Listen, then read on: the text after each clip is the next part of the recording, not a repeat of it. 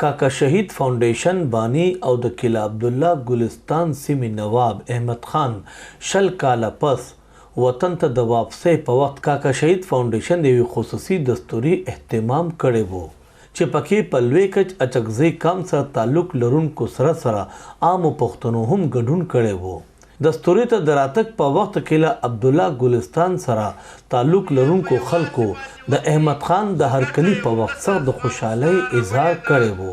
زخمونه به ټکور سي د وطن د مهجورانو د هر چا و زخمو ته یې دوا راوړې ده.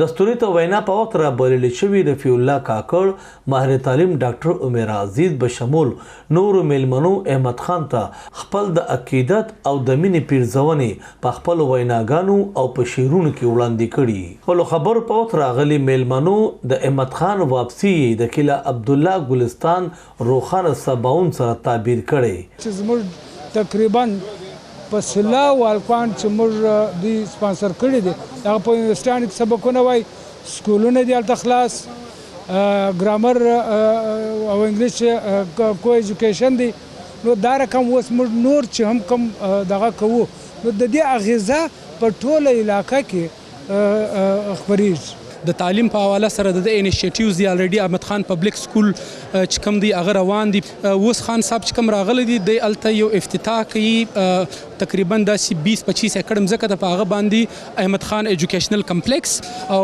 احمد خان د پبلک پارک افتتاح کی. کاکا شهید فاونډیشن بانی احمد خان دا ته څرګندوي چې هغه خپل د قام د بچو د لپاره د تعلیم داسې لارې پرانیزي چې هغه به د هغوی د ترقۍ پلور هغه رسوي. کیمرامین زاید سره نعمت زاده خیبر نیوز کراچۍ.